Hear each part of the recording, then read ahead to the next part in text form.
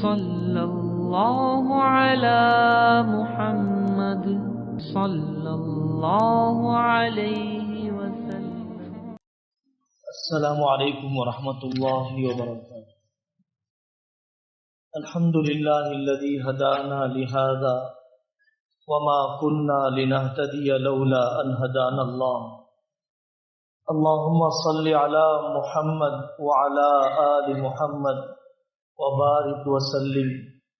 اعوذ باللہ من الشیطان الرجیم، بسم اللہ الرحمن الرحیم۔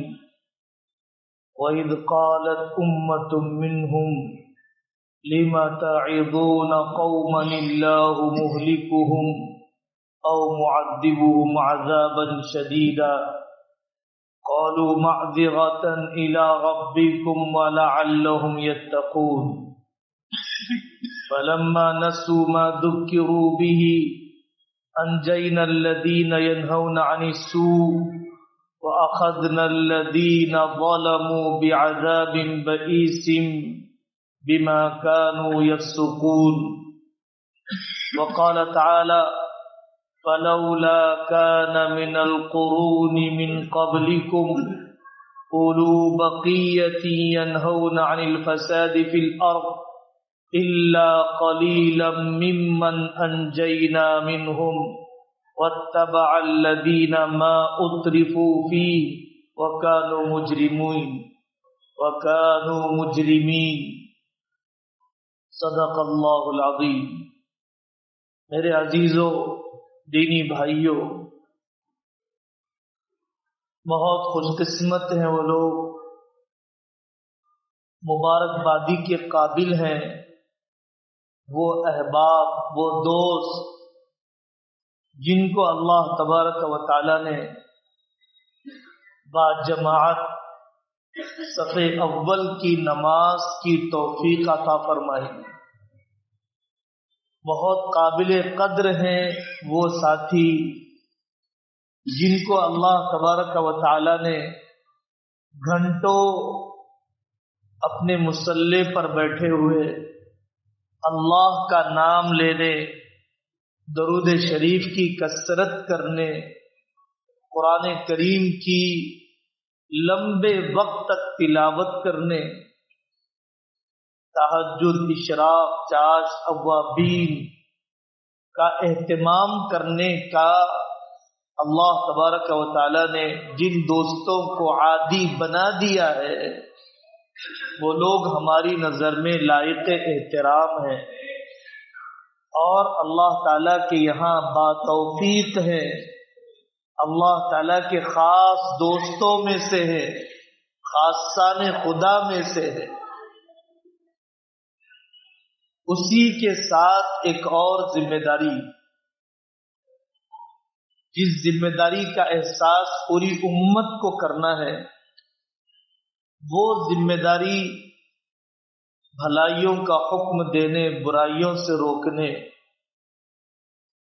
کسی جماعت کی نمائندگی کرنا مقصود نہیں ہے۔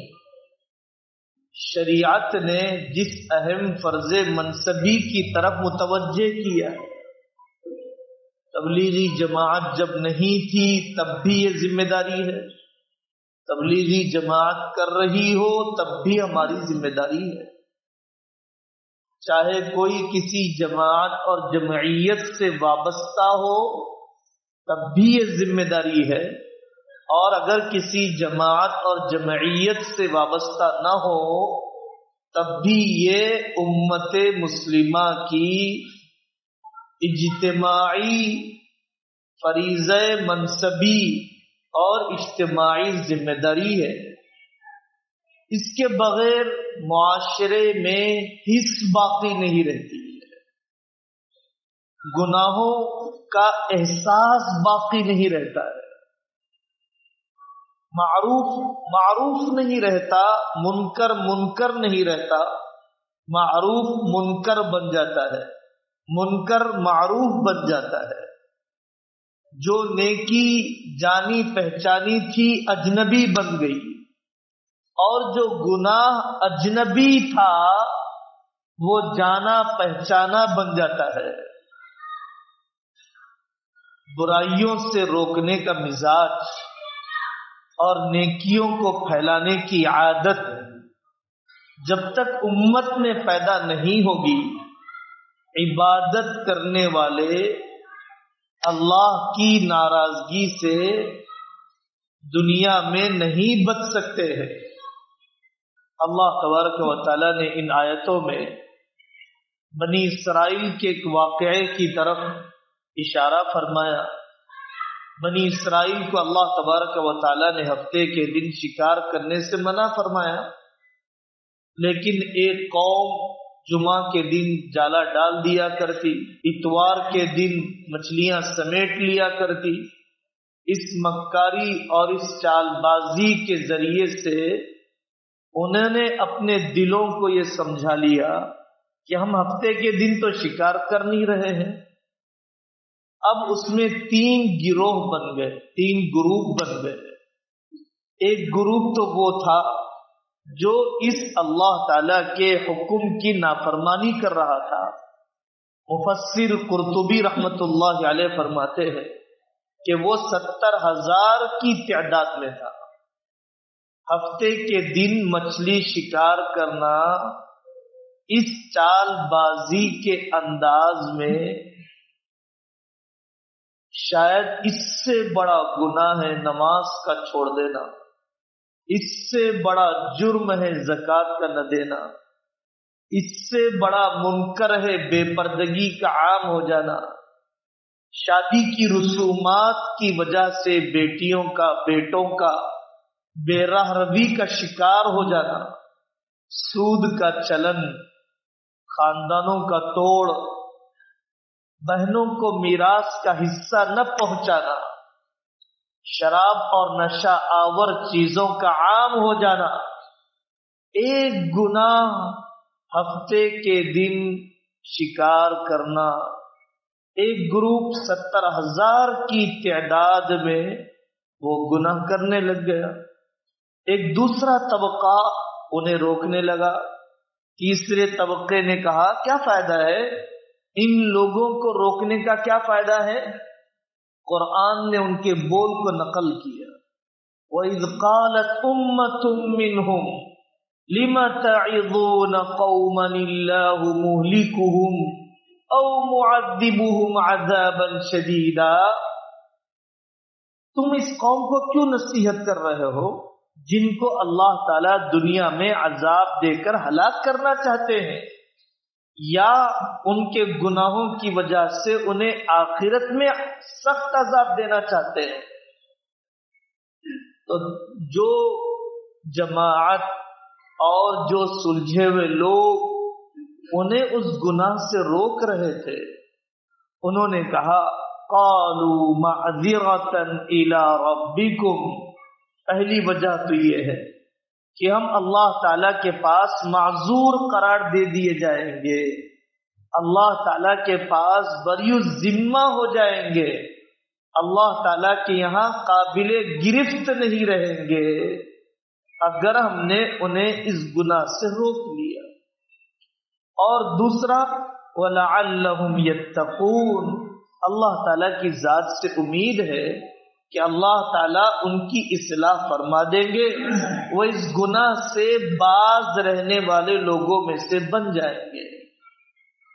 علامہ قرطبی رحمت اللہ علیہ بڑے مفسر ہیں، وہ آگے کی آیت کی تفسیر میں فَلَمَّا نَسُوا مَا ذُكِّرُوا بِهِ أَنْجَيْنَا الَّذِينَ يَنْهَوْنَ عَنِ السُّوءِ وَأَخَذْنَا الَّذِينَ ظَلَمُوا بِعَذَابٍ بَئِيسٍ بِمَا كَانُوا یفسقون، جو لوگ ہفتے کے دن شکار کرنے کے جرم پر اڑے رہے، مولانا حفظ الرحمان سیوہاری رحمت اللہ علیہ کے بقول اللہ تعالیٰ نے ان کے چہروں کو بندروں اور خنزیر کی طرح مسخ کر دیا، مسخ کا عذاب ان پر نازل ہوا۔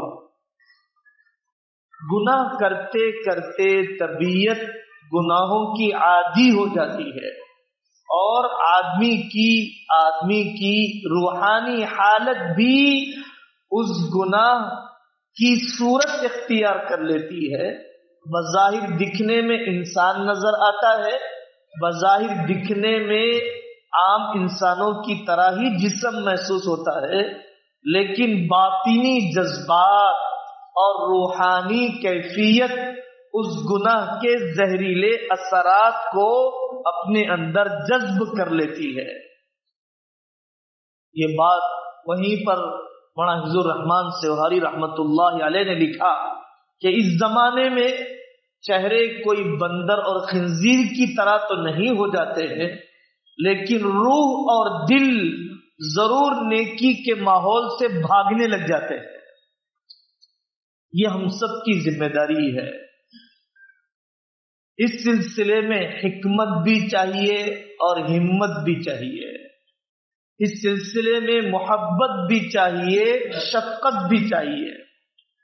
گناہ کو دیکھنے کے بعد دل میں ایسا درد اور کڑہن پیدا ہو جیسے کہ کوئی آگ کی طرف جا رہا ہے، لیکن روکنے میں ایسا نرم برتاؤ، روکنے میں ایسا مشفقانہ سلوک جیسے کہ ایک ڈاکٹر مریض کے ساتھ اپناتا ہے۔ کتنا سخت مزاج ڈاکٹر ہو، اینستھیسیا دیے بغیر آپریشن نہیں کرے گا، جسم سند کیے بغیر آپریشن نہیں کرے گا۔ جتنا ان پڑھ بھی ہو لیکن شوگر بی پی ٹیسٹ کیے بغیر سرجری نہیں کی جائے گی۔ مہینوں انتظار کیا جاتا ہے چیر پھاڑ کرنے کے لیے۔ منکر پر نکیر، گناہ سے روکنے کا حکم بھی ایسی ہی نزاکت اپنے اندر رکھتا ہے۔ اور جو آدمی جتنے سخت گناہ میں ہے اس آدمی کو اتنی ہی شفقت کے ساتھ سمجھانا ہوتا ہے۔ جیسے جو مریض جتنا آئی سی یو میں کرٹیکل سچویشن میں اور خطرے کے اندر ہوا کرتا ہے، اس مریض کے کپڑے بھی بدل دیے جاتے ہیں، اس کو ہر طرف سے مشین کے ذریعے سے دوائی دی جاتی ہے۔ کتنا خدمت کرتے ہیں جب مریض آئی سی یو میں ہوتا ہے۔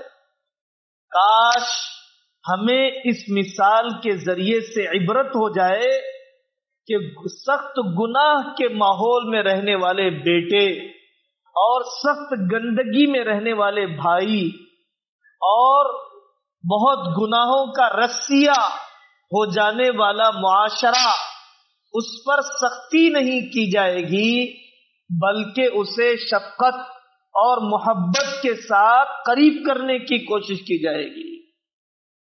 صحابہ رضی اللہ عنہم اجمعین فرماتے تھے، کننا نکرہ المعاصی ولا نکرہ العاصی، ہم گناہوں سے نفرت کرتے تھے، گناہگار سے نفرت نہیں کرتے تھے۔ گناہوں سے نفرت کریں گے تو گناہوں سے اپنے آپ کو بچائیں گے، دوسروں کو بھی بچائیں گے، لیکن گناہگار سے نفرت کریں گے تو اس کا علاج کون کرے گا؟ جیسے ڈاکٹر مریض سے نفرت نہیں کرتا ہے، مرض سے نفرت کرتا ہے۔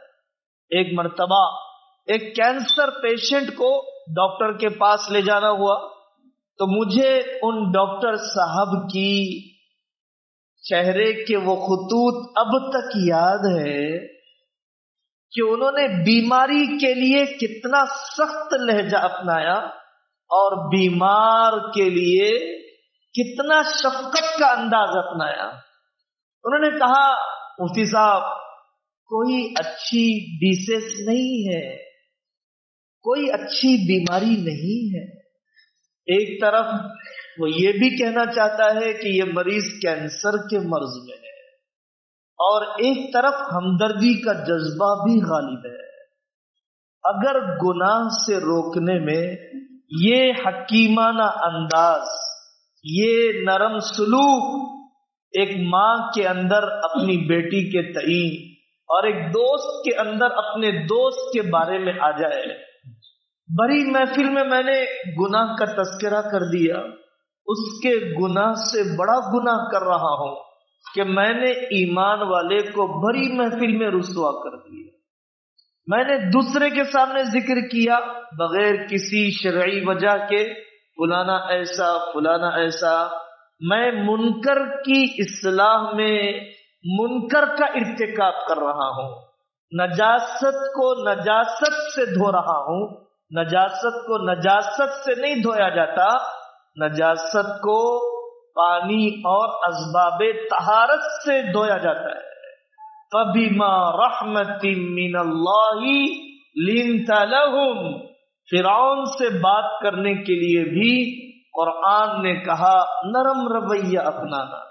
حضرت محمد رسول اللہ صلی اللہ علیہ وسلم نے اپنے زمانے کے کسی بھی فرعون سے، جب آپ نے ابو جہل سے بات کی، جب آپ نے حضرت وحشی سے بات کی، جب آپ نے حضرت ہندا سے بات کی، جب آپ نے حبار ابن اسود آپ کے بیٹی کے قتل کا ذریعہ بننے والے شخص سے آپ نے جب بات کی، تو حضرت آقا صلی اللہ علیہ وسلم نے جو طرز عمل اپنایا ہے، جو شفقت کا لہجہ آپ نے اختیار کیا ہے، وہ ہمیں سیرت کی کتابوں میں سیکھنا ہے۔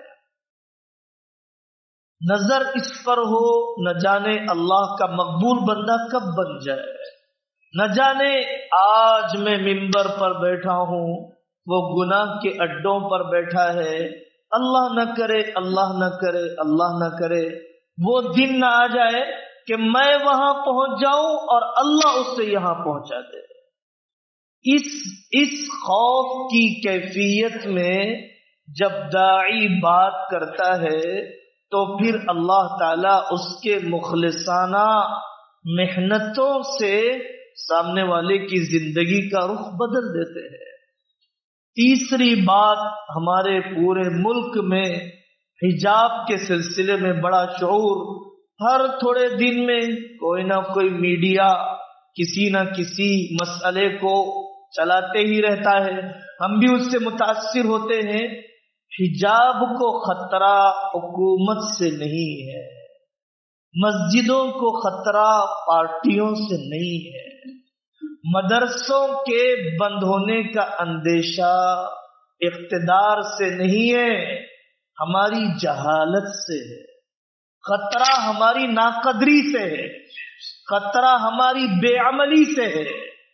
مدرسہ حکومت آباد نہیں کرے گی، حجاب کوئی فرقہ پرست پارٹیوں کی بیٹیاں نہیں پہنے گی، قانون بعد میں سے بنتے ہیں، ہماری بدعملیاں پہلے سامنے آتی ہیں، قانون بعد میں سے بنتے ہیں، عدالت کی سیڑھیاں ہم پہلے چڑھتے ہیں۔ دوری کیس کا قانون ہمارے جہیز کے رسیاں ہونے کے بعد بنا ہے، اور ٹرپل طلاق کا قانون ہمارے نوجوانوں کی جہالت کے بعد بنا ہے۔ اور اسی طریقے سے کیا ہم اپنے گھروں میں حجاب اور پردے کا پورا نظام قائم کر چکے ہیں؟ حکومت سے مطالبہ بعد میں سے ہوگا۔ اپنے گھر میں جہاں حکومت آپ کی ہے وہاں تو شرعی پردہ زندہ کیجیے، اپنی بیٹی کو تو وہ لباس پہنائیے جو چست نہ ہو، جو نیم برہنہ نہ ہو، جس میں کلائیاں نہ کھلتی ہو، جس میں جسم کا دبلا موٹا پن ظاہر نہ ہوتا ہو۔ آپ کو کیا ضرورت تھی کہ اپنی بیٹیوں کو پنجم کی جماعت، ففتھ کی جماعت کے بعد کوئی ایجوکیشن میں بٹھاتے؟ کیا کمی تھی آپ کے پاس کہ آپ علماء کرام کی نگرانی میں اپنے تعلیمی ادارے قائم کرتے؟ فنکشن ہالوں میں حسن و جمال کی نمائش کرنے والی بیٹیوں کو کس نے مجبور کیا ہے؟ نامحرم ویٹروں کے سامنے دو گوشت کے ٹکڑے کھلانے کے لیے کس قانون اور کس سپریم کورٹ کے فیصلے نے مجبور کیا ہے؟ ہماری نفسانیت نے کیا ہے، ہماری بدعملی نے کیا ہے۔ خاندان میں ایک بیٹا علماء کی صحبت، دعوت کی محنت کی برکت اپنی بیوی کو دیور سے پردہ کرنا چاہتا ہے، چچا زاد خالہ زاد بھائیوں سے پردہ کرانا چاہتا ہے، جن کو اللہ تعالیٰ نے نامحرم قرار دیا ہے لیکن اس کی ماں اس کے لیے رکاوٹ بنتی ہے، کیا تو اپنے بھائی پر شک کرنے والا بن گیا؟ کیا تجھے اپنے چچیرے بھائی پر اعتماد نہیں ہے؟ یہ جہالت کس قانون نے پیدا کی ہے؟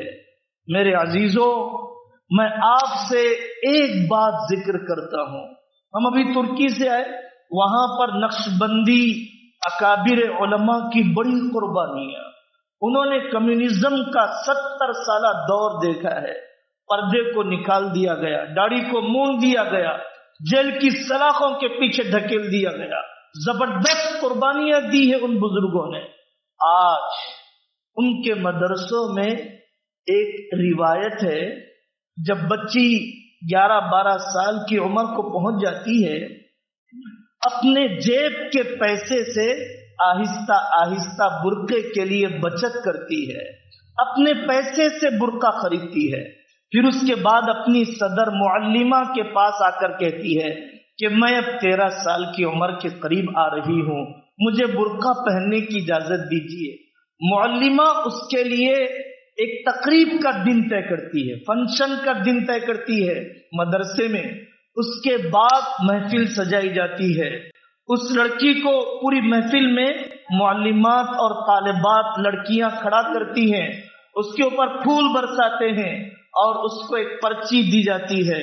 اس میں عہد و پیمان ہوتا ہے، میں اپنی خوشی سے برقع پہن رہی ہوں، میں اس برقعے کو کبھی بدنام نہیں کروں گی، میں جسم کو بھی چھپاؤں گی، خیالات کو بھی چھپاؤں گی، میں بازار میں بھی اپنے جسم کی حفاظت کروں گی، تنہائیوں میں بھی اپنی نگاہوں کو نامحرم کی طرف اٹھنے سے بچاؤں گی، چاہے مجھ پر آرے چلا دیے جائے، سلاخوں کے پیچھے دھکیل دیا جائے، کسی حال میں میں برقع چھوڑنے والی نہیں ہوں.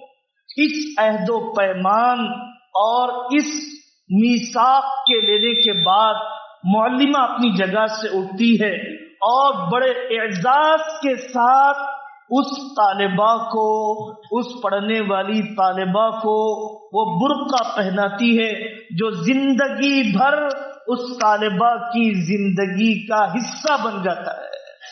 تو میرے عزیزوں، محنتوں سے ہوگا، احکام کے زندہ کرنے سے ہوگا، حکام اور اہل اقتدار کی شکایت سے نہیں ہوگا. جس بیٹی نے اپنے آپ کو مخالف ماحول میں جمایا قابل قدر ہے، لیکن موافق حالات میں میرے لیے محلے میں کوئی رکاوٹ نہیں ہے، میرے اپنے کالج میں کوئی رکاوٹ نہیں ہے، میں کیوں؟ اور پھر پردہ سب سے پہلے مردوں میں، پردہ سب سے پہلے مردوں میں، پردہ سب سے پہلے عورتوں میں نہیں. ہم میں کی کتنوں کی نگاہیں بازار میں نیچی ہو جاتی ہیں، ہم میں سے کتنے دوسروں کی طرف اپنی میلی نگاہیں اٹھانے سے اپنے آپ کو بچاتے ہیں. حکومت یہ حرکت کرے تو بڑا جرم ہے، اسلام کو خطرہ ہے، اگر میں کروں تو کوئی خطرہ نہیں ہے.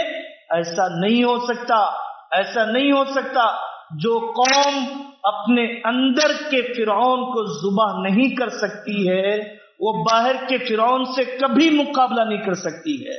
جو اپنے 5 فٹ کے جسم پر 100 گز کے مکان پر شریعت کو زندہ نہیں کر سکتا ہے، وہ پارلیمنٹ اور سپریم کورٹ سے شریعت کو زندہ کرنے کا خواب دیکھنا چھوڑ دے. زمینی محنتیں کرنا پڑتا ہے، تھکنا پڑتا ہے، بستیوں میں جانا پڑتا ہے، علماء کی صحبتیں اپنانا پڑتا ہے، سورۃ النور کی تفسیر اپنی نسلوں تک پہنچانا ہوتا ہے. اللہ تبارک و تعالی اس ملک میں اور پورے عالم میں دین و دعوت کے ساتھ جینا اور دین و دعوت کے ساتھ مرنا اللہ ہم سب کے لیے آسان فرمائے. امت مسلمہ میں شرعی پردہ، حیا و عفت کے ماحول کو مردوں میں، عورتوں میں، خاندانوں میں اللہ تعالی زندہ فرمائے. اس کے لیے اہل اللہ کی صحبتیں اور دعوت اللہ کی محنتوں میں لگنے کے لیے اللہ ہم سب کو قبول فرمائے. وآخر دعوانا ان الحمد للہ رب العالمین.